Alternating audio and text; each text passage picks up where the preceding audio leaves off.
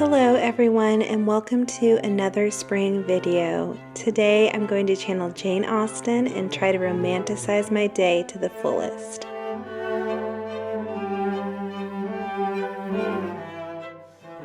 I started off with a morning espresso in a little miniature teacup, of course, and had breakfast served on my fine china. There's something about eating off of a fine china plate that just makes you feel so special.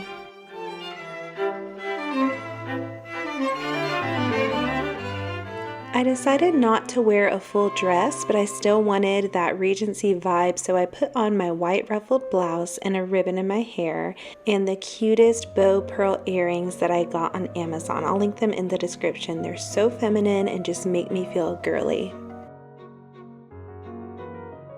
When I think of the Regency era, I mostly think of the English countryside, and that means beautiful English gardens.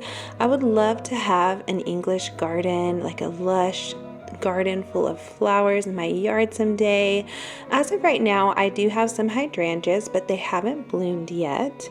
I just like to look through these books to get some inspiration, and I went outside after this and watered my beautiful hanging baskets. I just recently hanged these up, and I just love the way they look when the morning sunlight pours through their petals.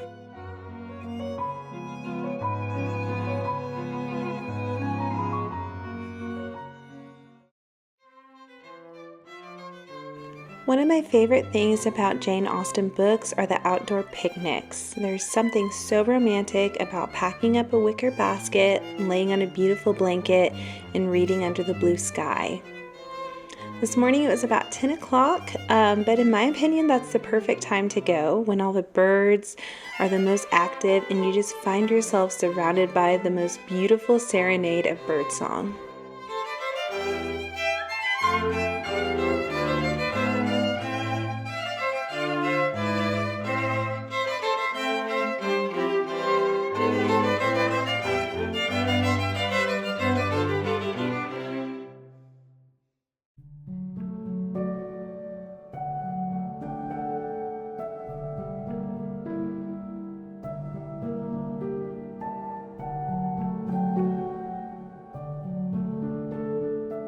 I packed a couple snacks and drinks and this beautiful thrifted blanket that I got a few months ago. And today I picked Sense and Sensibility, a Jane Austen novel, of course. And this novel, in my opinion, is the best one to read during springtime.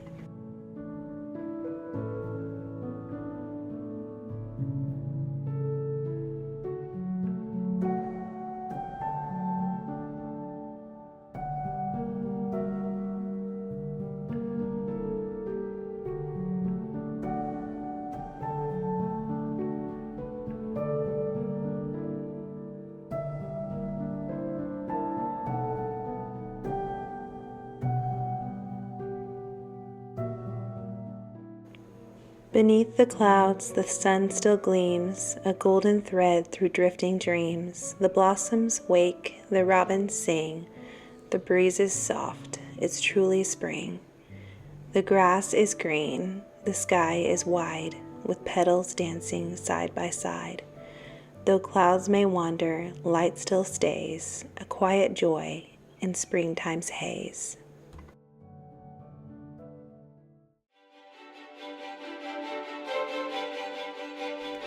No Jane Austen day would be complete without afternoon tea.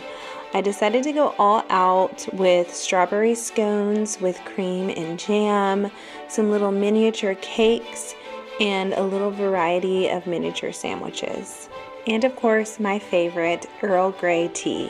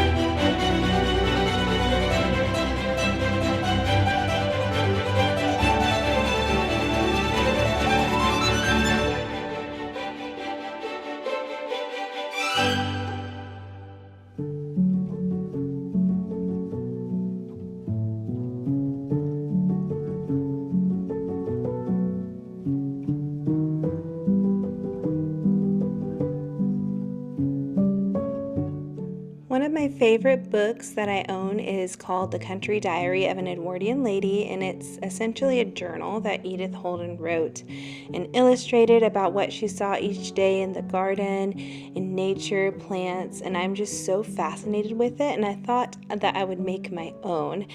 It won't be nearly as good as hers because I am not that great of an artist, but I do like to draw from time to time.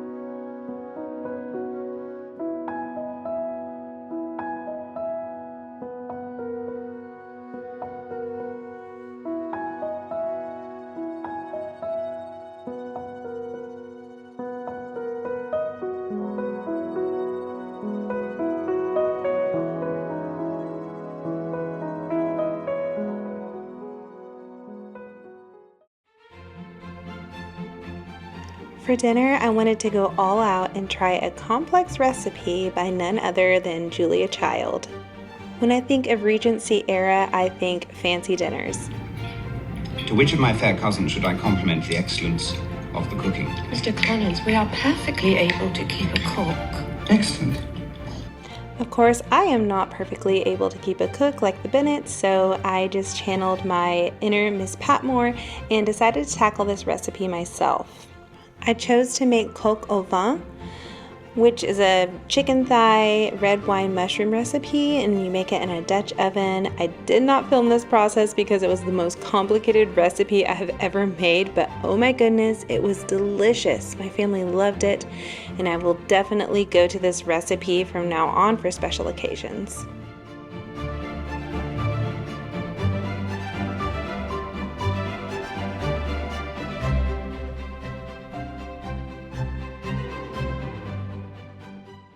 This is your reminder to go out and make your own springtime traditions, romanticize it to the fullest, and enjoy every minute of it because it's already almost over. I can't believe summer is approaching. Thank you so much for watching, and I will see you in the next one. Bye, sweet friends.